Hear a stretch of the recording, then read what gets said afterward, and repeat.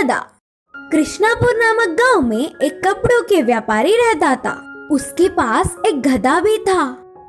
वह रोज गधे के ऊपर ही कपड़ों की पोटली बांधकर पूरा गांव में घूमते हुए कपड़े बेचता था। वह गधा भी कितना भी बार उठा लेता।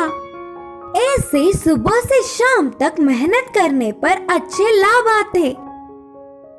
उसके व्यापार की अच्छी सी वृद्धि करने वाली गधा तो उसे बहुत पसंद थी, इसीलिए उसे बहुत ध्यान से रखता था।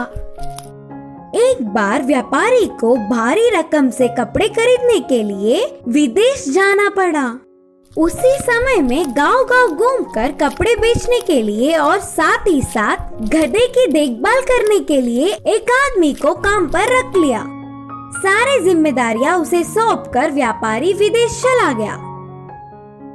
कुछ सालों बाद लौट आने वाला व्यापारी अपने गधे को लंगड़ाते हुए चलना देखा। वह अपने पसंदीदा गधे को ऐसे लंगड़ाती हुई चलता नहीं देख पाया।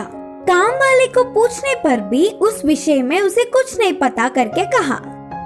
फिर वह व्यापारी ने उस गधे को बहुत सारे चिकित्सकों को दिखाया, फिर भी कुछ फायदा नहीं मिला। गधे को देखने वाला कोई भी वह क्यों ऐसे लंगड़ाती हुई चल रही है इसका कारण नहीं बता पाया। ऐसे कुछ समय बीतने के बाद उस गांव में एक साधु आया।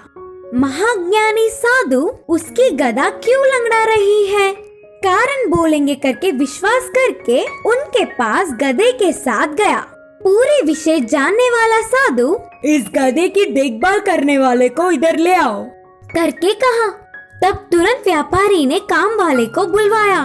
काम वाले को आते देख, सज्जन, तुम्हारे गधे को ये लंगड़ापन किसी भी रोग से नहीं आया, बल्कि उसे देखो, वह लंगड़ा है। उसके साथ रहने वाले को ये गधा बहुत ध्यान देकर उसके जैसे ही करने पर लंगड़ी हुई। बोलते हुए विवरण दिया। हमारे आसपास के रहने वालों का प्रभाव हम पर ही ज्यादा पड़ता है। अगर हमेशा के लिए उसकी लंगड़ापन को दूर करना है तो पहले उस काम वाले आदमी को बदलना होगा।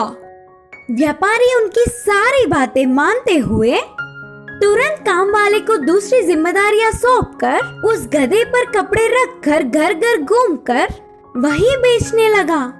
कुछ सालों बाद मालिक को देखकर गधा भी पहले जैसे ठीक से चलने लगी। इस कहानी की सीख है कि हमारे आसपास रहने वालों का प्रभाव हम पर जरूर पड़ता है।